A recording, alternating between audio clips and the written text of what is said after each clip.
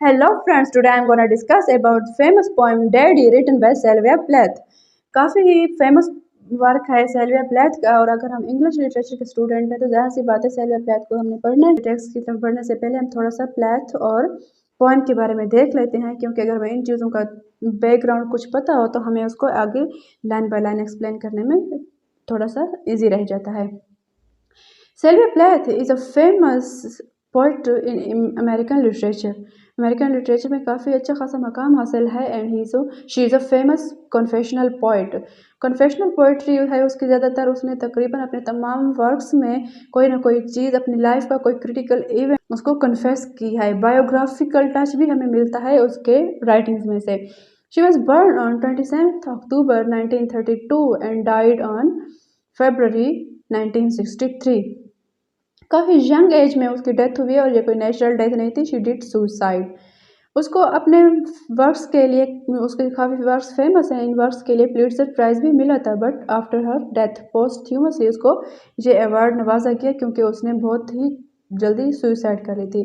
ये वाइफ हैं famous poet Ted Hughes की, और उनका आपस में जो रिलेशनशिप था वो कोई अच्छा नहीं रहा और बहुत जल्दी उन लोगों ने डाइवोर्स कर ली थी। ये आगे पोएम के बारे में पढ़ते हैं, उसका थोड़ा सा बैकग्राउंड देख लेते हैं। पोएम जो डैडी है उसके जो फेमस वर्क्स हैं ये भी उन्हीं में इंक्लूडेड है। इसको लिखा था सेल्विया प्लेथ ने 1962 में, 1 month after her divorce and 4 month before her death. और ये जो पब्लिश हुई थी वो फिर जाके 1965 में उसकी डेथ के बाद पब्लिश हुई थी।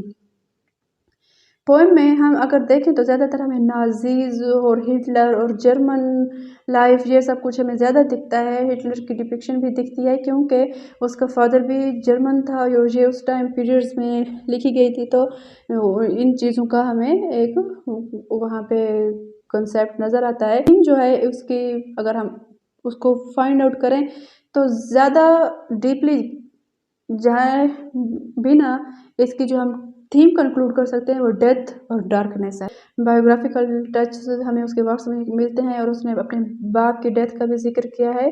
और चूँकि उसकी लाइफ में कोई हैप्पीनेस नहीं है, कलरलेस लाइफ है, तो डार्कनेस और डेथ ये मेन थीम कंक्लूड की जा सकती है। वैसे ओवरऑल और भी काफ़ी थीम्स हैं लेकिन ये दो मेन रखी जा सकती हैं। स्टार्ट करते हैं, आगे बढ़ते हैं टेक्स्ट की तरफ और लाइन बाय लाइन उसको एक्सप्लेन करना स्टार्ट करते हैं। You do not do any more black shoe। ये पोएम चूँकि उसने अपने बाप को मुखातिब करते हुए लिखी है, ऐसा कि जैसे कि अपने बाप से बात कर रही है जो वो मर चुका है, उसको मुखातिब करते हुए वो अपनी हेट्रेड, अपनी एक जो उसका गुस्सा भरा हुआ है उसके अंदर, वो चीज़ है वो अपने बाप से मुखातिब है और अपना जो लाइफ टाइम एक्सपीरियंस रहा उसके बाप के साथ उसको कर रही है। यू डू नॉट डू, अब और नहीं, अब मज़ीद नहीं चलेगा, अब आप कुछ भी नहीं कर सकते। You do not do any more black shoe. इस तरह से हार्श वर्ड्स उसने इस्तेमाल किए हैं अपने फादर के लिए और ब्लैक शू के लिए। ब्लैक शू मोस्टली हम लोग ज़ाहिर सी बात है स्कूल गोइंग किड्स ही ब्लैक शूज़ पहनते हैं, और जो किसी को भी ब्लैक शूज़ पसंद नहीं आते मीन्स उसको वो बाप पसंद नहीं है। In which I have lived like a foot, जैसे कि मैं एक ब्लैक शूज़, आप एक ब्लैक शूज़ हैं जिसके साथ मैं ना चाहते हुए भी एक फुट की तरह रही हूँ, कि ना चाहते हुए भी, चूँकि हमें ब्लैक शूज़ स्कूल टाइम में पहनना पड़ता है ना चाहते हुए भी, वैसे ही आप एक ब्लैक शूज़ की तरह हैं जिसके साथ मुझे ना चाहते हुए भी इतना सारा लाइफ टाइम रहना पड़ा। For 30 years poor and white, 30 साल तक मैंने ऐसी ज़िंदगी जी है। हालांकि उसका father almost after her 8th birthday मर चुका था, उसकी डेथ हो गई थी, और उसकी टोटल जो लाइफ है सेल्विया प्लेथ की वो 30 years है। तो वो कहती है कि आप चूँकि मेरे पास 7-8 साल रहे, लेकिन आपके रूल्स की इन्फ्लुएंस इस तरह से मेरे लाइफ के ऊपर, मेरे माइंड के ऊपर रही है कि मैं मज़ीद जो अपने ज़िंदगी के साल थे वो भी उसी तरह मैंने गुजारे हैं। मेरी लाइफ के वो 30 years पुअर एंड वाइट, ना उसमें कोई लग्जरीपन था ना उसमें कोई happiness, it was totally colourless. एक बंद चीज़ से यहाँ पे वो मुखातिब करे कि एक सफोकेशन का कंसेप्ट दे रही है कि मैंने आपके साथ ऐसी ज़िंदगी जिए जो मैं बिल्कुल जीना नहीं चाहती थी, मेरी मजबूरी थी, मैंने वो ज़िंदगी जिए और उस ज़िंदगी को, चूँकि इंसान अगर अपनी मर्ज़ी के मुखालिफ ज़िंदगी जी रहा होता है किसी और के रूल्स पे, तो ऐसी लाइफ में इंसान को एक सफोकेशन फील होती है। तो मैंने आपके साथ रहते हुए उस लाइफ को जिया है और वो कम्प्लीटली सफोकेटेड थी, मुझे बिल्कुल भी पसंद नहीं आई, लेकिन उसके बावजूद मैंने आगे के साल जो वो भी वैसे ही जिए क्योंकि आपने एक ग्रेट इन्फ्लुएंस छोड़ दी थी मेरे माइंड के ऊपर। बैरली डेयरिंग टू ब्रीथ और छू जहाँ छींक से मुराद ले, इस तरह से आपके रूल्स थे कि मैं अपनी मर्जी से सांस भी नहीं ले सकती थी और अपनी मर्जी से मैं छींक भी नहीं सकती थी। Daddy, I have had to kill you died before I had time. वो कह रहे कि अगर मेरे पास टाइम होता मैं कुछ कर सकती, मुमकिन था कि मैं आपको मार देती, आपका कत्ल कर देती, लेकिन डेस्टिनी ने खुद ही फैसला कर दिया और मेरा जो एक मिशन था, एक एम था, उसमें मुझे कोई सक्सेस नहीं मिली। Before that I could took any action, your destiny won and you died before I had time to kill you. Marble heavy, a bag full of gold, ghostly statue with one great toe, big as a frisco sea। आगे फिर वो अपने daddy की जिसामत, शक्ल शबाहत, कद काठ, उस चीज़ को वो एक्सप्लेन कर रही है और बता रही है कि किस तरह से मार्बल हैवी, इतना एक आपका हैवी जो आपका बॉडी है बिल्कुल ऐसे हैवी है। A bag full of God means as a extremist person, घैसली स्टेचू, एक ड्राउना सा statue with one great toe, जिसका एक समंदर के सी लाइन्स की मतलब है, जितना इतना बड़ा बड़ा आपका कदो काट है, जैसा मतलब कि आपका 1 फुट अगर एक सी लाइन पे है, दूसरा फुट तो कहीं और, तो उस वो काफ़ी अपने बाप की जिसामत को, कद काठ को एक बहुत ही हेवी पन में वो एक्सप्लेन करिए। And a head in the freakish Atlantic where it pours, being green over blue in the waters of beautiful Nauset। वो कहते कि आपका उसके सर के बारे में भी कह रहे कि कितना बड़ा है, अटलांटिक ओशंस में सारे पानी जाके मिलते हैं समंदर के, ग्रीन और ब्लू। तो वो कहते हैं कि इतना आपका बड़ा हेड है, जितना बड़ा Atlantic ocean, the place where the water of different colours meets in the waters of beautiful Nauset. और नोसेट एक प्लेस है जहाँ जो कि बहुत ही ब्यूटीफुल है। तो वो कहते और काफ़ी ही बहुत बड़ी जगह है। तो mighty, your mighty head is like the Atlantic ocean, I used to pray to recover you. एक्ट टू, जर्मन ज़बान के लफ्ज़ हैं एक्ट टू, oh you daddy, I don't know why still I used to pray for your recovery. पता नहीं क्यों मैंने फिर भी आपकी रिकवरी के लिए प्रे करती रही हूँ, हालांकि मुझे आपसे इतना डर था, आपके इतने माइटी फिगर से, लेकिन मैं फिर भी आपकी रिकवरी के लिए प्रे करती रही हूँ। Next, in the German tongue, in the Polish towns, scrape fled by the roller of wars। German ज़बान में और उसके वेल मैनर्ड पोलिश जो उसके टाउन्स हैं वहाँ जो कि बिल्कुल फ्लैटन हो चुके हैं, बिल्कुल मैनर्ड वेल मैनर्ड कर दिए गए हैं, द रोलर ऑफ वॉर्स, क्योंकि वहाँ पे जर्मन में हिटलर के टाइम और नाजीज़ की जहाँ पे थोड़ा सा वो कंसेप्ट हमें मिल रहा है कि बिल्कुल वो वॉर्स के खौफ और दबदबे के वजह से वो इतने दब चुके हैं, बिल्कुल फ्लैटेंड हो चुके हैं और रूल्स के नीचे वो दबे हुए हैं। The rules of the Germans are really strict, but the name of the town is common, my Pollock friend। लेकिन जो आपके जो जगह है, जो क्योंकि आप जर्मन अपब्रिंगिंग से हैं और आपका जो मेरे माइंड में जो आपके टाउन का नेम है वो इतना कॉमन है कि मैं उसको ढूंढ नहीं पाई हूँ। मैं माई पॉलक फ्रेंड, मेरा एक जर्मन फ्रेंड जो कि मुझे कहता है सेज देयर आर डजन और टू, कि यहाँ पर ये नहीं कि यहाँ बस कोई एक है। जो चीज़ मैं बता रही हूँ वो कहता है कि सेम नेम रखते हुए काफ़ी सारे यहाँ पर जो टाउन्स हैं, शायद डज़न या उससे भी ज़्यादा या काफ़ी सारे हैं। तो कोई मुझे so I never could tell where you are, मैं प्रॉपरली नहीं पता लगा पा रही हूँ कि आप कहाँ से हैं। पुट योर फुट पुट और योर रोड, कहाँ से आपकी जड़ें हैं, कहाँ से आप बिलोंग करते हैं। क्लियरली मैं पता नहीं लगा पा रही हूँ कि आप कहाँ से हैं, लेकिन फिर भी मैं एक जर्मन टाउन्स में, उनके रिलीजियस प्लेसेस में, जर्मन लैंग्वेज के अंदर इधर उधर बोलते हुए इधर उधर घूम फिर रही हूँ आपकी वजह से, पता लगाते हुए आपके बारे में, आपके रूट्स के बारे में। I never could talk to you, the tongue stuck in my jaw.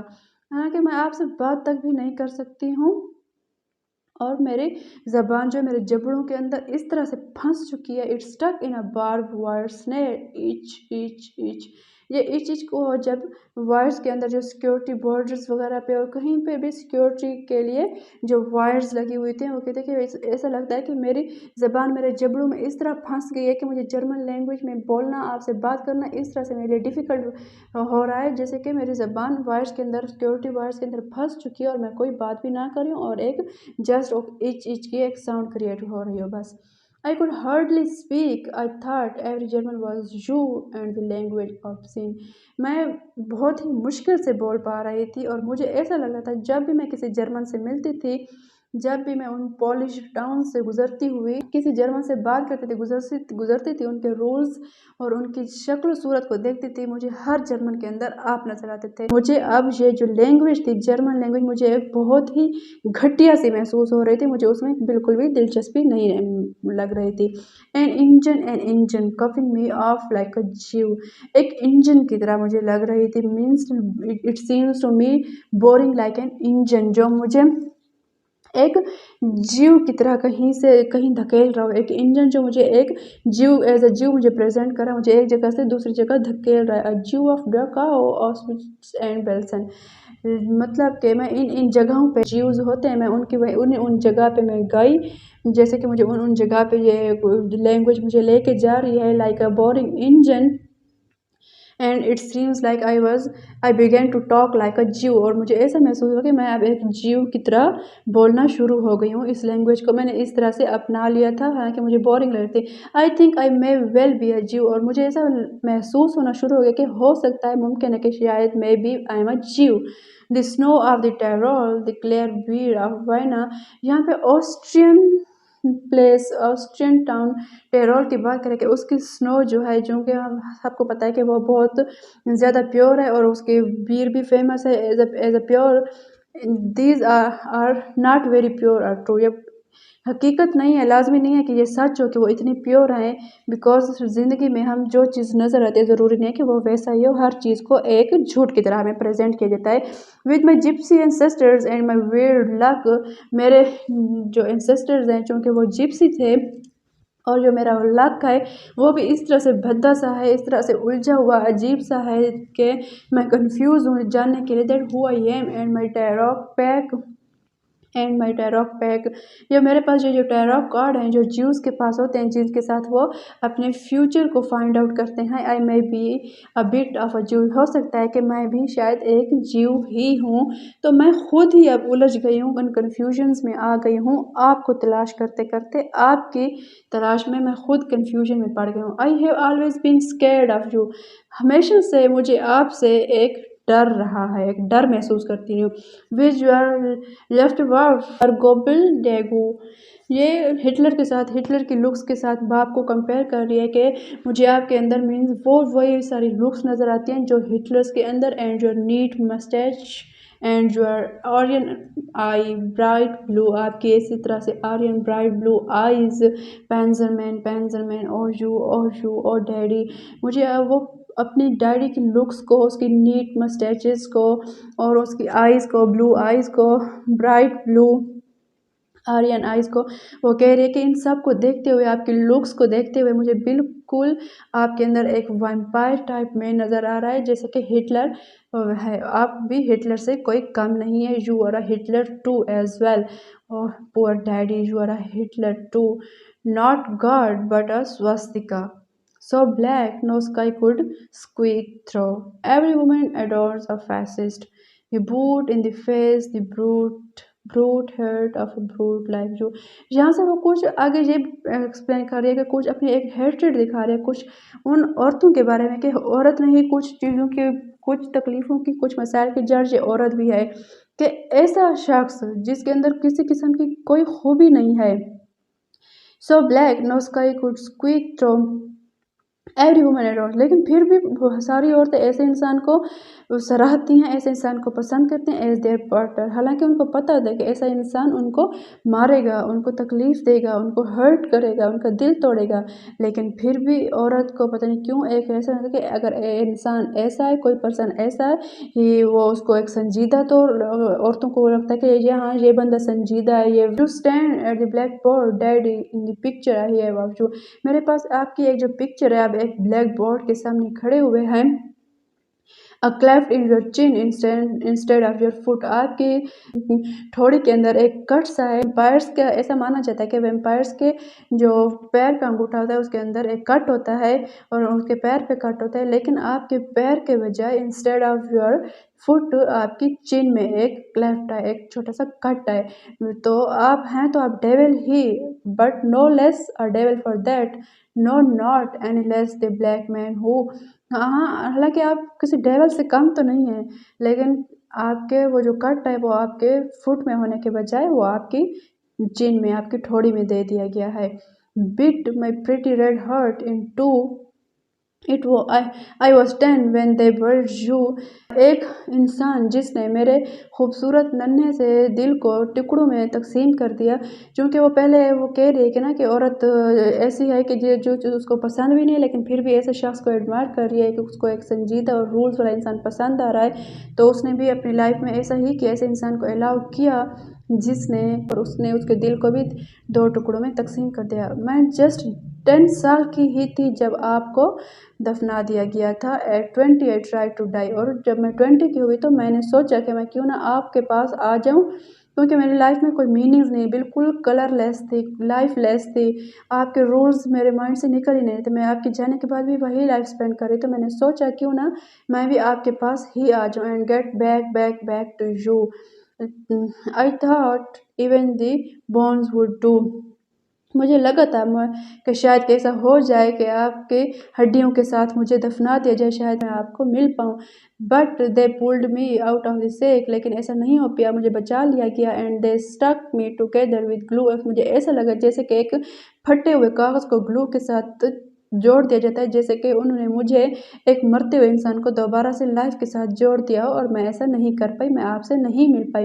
And then I knew what to do, और तब मुझे समझ आ गया कि मैं आपसे नहीं मिल सकती हूँ तो मुझे क्या करना है। I made a model of you, मैंने अपने माइंड में एक मॉडल बनाया, एक कंसेप्शन रखा, एक बंदा, एक पर्सन इमेजिन किया जो बिल्कुल आपकी तरह था, एक आपका रोल मॉडल, और a man in black with a man का लुक। और यहाँ पे भी वो हिटलर के लुक के बारे में कहते कि एक ब्लैक मैन जो मुझे, मैं आपके मॉडल के तौर पर मुझे अपनी लाइफ में नज़र आया, जहाँ वो अपने हस्बैंड टेड ह्यूज़ की एग्जांपल दे रहे कि मैंने अपनी लाइफ में एक और रोल मॉडल लिया है जो बिल्कुल आपकी तरह था, जो मुझे कहता था कि वो बिल्कुल आपकी तरह है। And a love of the rack and screw and I said I do, और मैंने उसको उसके साथ खुद को जोड़ लिया, मैंने उसको अपना लिया। I said I do. So daddy I am finally through, so daddy, तो को हुआ कुछ यूँ कि मैंने तो आपको पा लिया, आपके रूप में मुझे कोई और मिल गया as a partner. The black telephone's off at the root, the voice is just can't want to. और डैडी जो एक पुराना सा टूटा फूटा एक ब्लैक टेलीफोन था जो मुझे आपसे जोड़ता था, जिसके ज़रिए मैं आपसे बात करती थी, अब वो तो नहीं रहा, क्योंकि वॉइसेस अब किसी काम की वो नहीं रही हैं, वो वॉइसेस आपसे बात करना, that you are gone, but I found you in my role model, मैंने किसी और सूरत में आपको मतलब पा लिया है। If I have killed one man I have killed two, अगर चूँकि मेरी एक ख्वाहिश थी कि मैंने आपको मार चुकी होती, मुझे आपके रूल्स से, उस स्ट्रिक्ट दी गई लाइफ से इस कदर नफरत थी कि मैं आपको मार चुकी होती, तो अगर मुझे एक मौका मिलता कि किसी को मैं मारूं ज़िंदगी में, तो मैं एक के बजाय दो लोगों को मारती, यू एंड द हस्बैंड, और अपने हस्बैंड और अपने बाप के बारे में जहाँ बात कर रही है। The vampire who said he was you, the vampire जो एक और वेम्पायर मेरी लाइफ में है जिसने कहा कि वो आपकी तरह ही है, वो बिल्कुल उसके अंदर आपके तरह से सारी क्वालिटीज़ थी। And drank my blood for your, पूरे 1 साल तक वो मेरा खून पीता रहा। लेकिन अगर आप सुनना चाहते हैं ना तो सुने, 1 ईयर नहीं था जस्ट, वो पूरे 7 ईयर्स थे। जितने से पूरे 7 ईयर्स जब तक वो मेरी लाइफ में इंट्रोड्यूस हुआ, इन पूरे 7 ईयर्स में वो मेरा खून चूसता रहा है। Daddy you can lie back now, daddy now you can lie again. अब आप दोबारा लेट सकते हैं, रेस्ट कर सकते हैं, क्योंकि अब मैं जो कहना था वो कह चुकी हूँ, बस यही कुछ था। There stake in your fat black heart, एक स्टेक, एक टुकड़ा है आपके ब्लैक काले से दिल में, जो कि अमूमन वेम्पायर्स के दिल में ये स्टेक होता है। तो उसने हर तरह के घटिया किस्म के अल्फाज अपने बाप के लिए इस्तेमाल किए। And the villagers never like you, और आप जिन लोगों के साथ आप रहते थे, आपके इर्द गिर्द के लोग थे, वो भी आपको पसंद नहीं करते थे। They are dancing and stamping on you, वो आपके ऊपर से, आपकी कब्र के ऊपर से ऐसे गुजर रहे हैं कि उनको कोई परवाह नहीं है, वो खुश हैं आपको खो के। तो वो कहे कि इंसान ज़िंदगी में कोई ऐसा काम करके जाए जैसे हमें अच्छी सोच के साथ और अच्छी याद के साथ याद रखा जाए कि फ़लाँ बंदा एक अपना निशान छोड़ के आए। लेकिन आप अपने एक बुरे निशान छोड़ गए हैं, अपने बुरे अखलाक छोड़ गए हैं, जिसकी वजह से लोगों को कोई परवाह नहीं, ना कोई भी आपको पसंद नहीं करता। इवन आपके बाद हर कोई खुश है कि आपसे सबको छुटकारा मिल गया। They always knew it was you, हम सबको पता था शुरू से कि आप एक डेविल है, वैम्पायर हैं, लेकिन आपके डर की वजह से कोई आपको कभी ये चीज़ कह नहीं पाया। Daddy daddy you bastard, I am through, oh bastard daddy, अब मैं जो बोलना था बोल चुकी हूँ, ना आई एम ओवर। तो यही कुछ था। आई होप समझ आ गई होगा आप लोगों को अच्छे से। जो चीज़ अगर समझ ना आई हो, you can tell me in the comment section below. Remember me in your prayers. Good luck, अल्लाह हाफिज़।